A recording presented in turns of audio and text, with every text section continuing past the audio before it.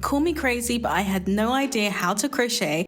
But I tried to make a cardigan as a total newbie, and as someone who's never crocheted before, I had no clue what I was getting myself into. We all have dreams of creating something beautiful with our own hands. For me, that dream was learning to crochet a cardigan from scratch. But when I first picked up those hooks and yarn, I had no idea what I was getting myself into. I'm sure many of you can relate to seeing something on Pinterest or Instagram that looks totally doable. You think, I can totally make that. So you buy all the supplies with big dreams only to sit down and realize you have no clue what you're doing. Yeah, that was me in this moment right now. But how did I get here? To truly understand my crocheting journey, let's rewind to the beginning. To explain, I have to tell you the story of my Pinterest spiral. I know it's strange, but bear with me. I'd always admired beautiful, handcrafted garments, the cozy blankets, scarves, and cardigans. This cardigan was meant to be my first big crochet project. I had gotten swept up in a wave of crochet inspiration a few months ago.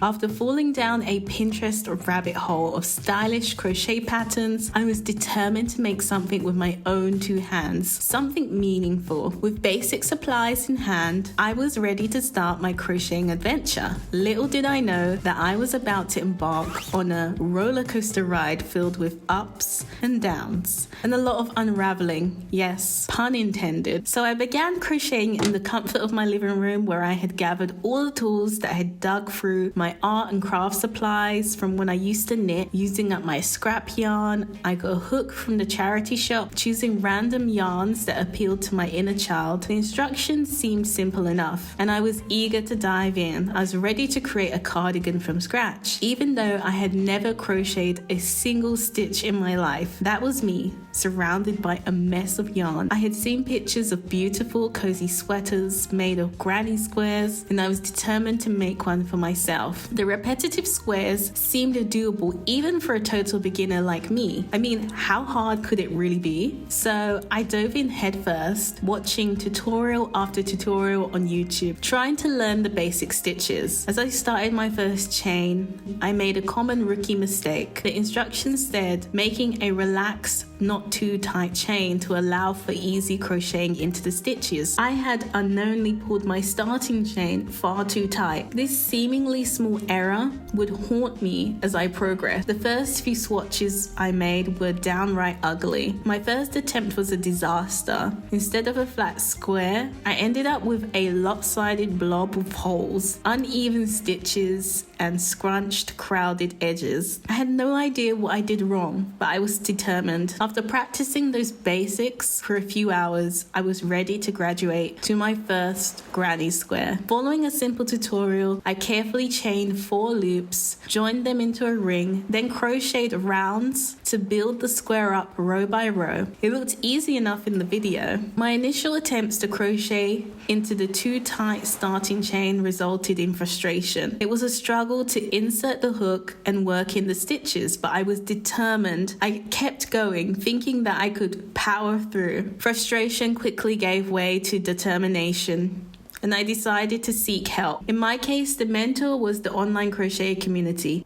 I scoured TikTok, watched countless video tutorials, and during this process, I was sharing my progress on Instagram and on TikTok, and your comments kept me going with helpful advice and words of encouragement. I soon realized that I needed to unravel my initial attempts and start with a more relaxed chain. The advice from experienced crocheters was invaluable, and I took it to heart. With my starting chain woes behind me, I began working on the body of the cardigan. The pattern was intricate, and I was constantly counting stitches to ensure I stayed on track. It's easy to accidentally increase or decrease stitches when you're a beginner, and counting proved to be the key to maintaining the pattern's integrity.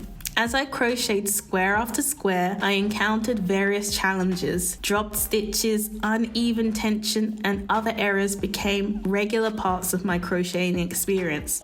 It was disheartening to say the least, but here's a lesson I want to emphasize. Don't get discouraged by mistakes. These hiccups are completely normal for beginners. I learned to embrace them as opportunities for improvement. With each mistake, I learned to pick up the pieces and carry on. This simple mindset transformed my crocheting experience, making it more organized and less prone to errors. One critical piece of advice I wish I had known earlier is to start with the right size hook for your yarn. Using the wrong size hook can make stitching difficult, leading to uneven results. Matching the hook to the yarn ensures a smoother and more enjoyable crocheting journey. As I sit here now, reflecting on my journey, I can't help but feel grateful for all these lessons I've learned. Crocheting a cardigan with zero experience was undoubtedly challenging, but it was also immensely rewarding. I'd like to share some key takeaways that could make your crocheting journey, whether you're creating a cardigan or another project, smoother and more enjoyable. Start with a relaxed chain. Make sure your starting chain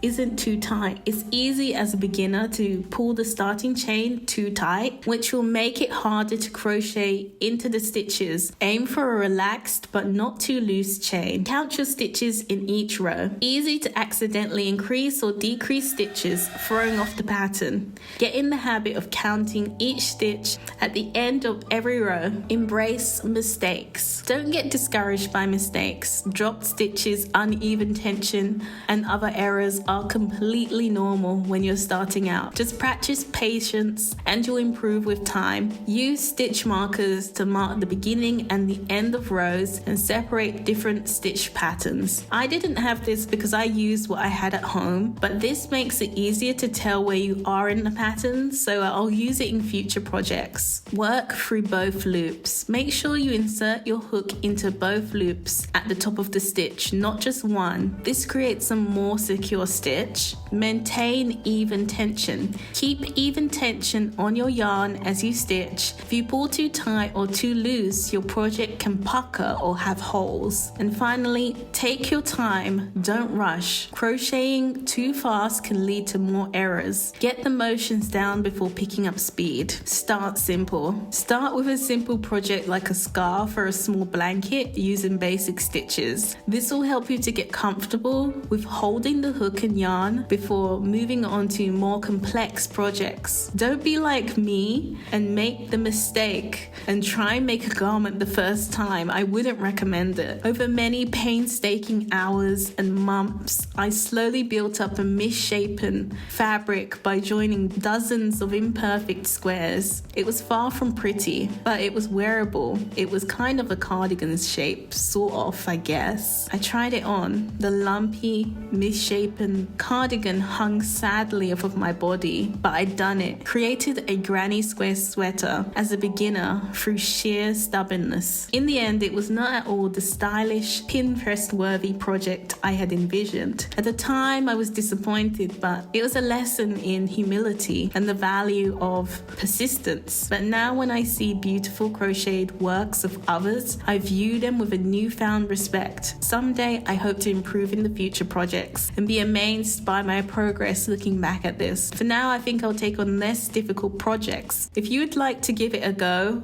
all the materials used in this video are linked below.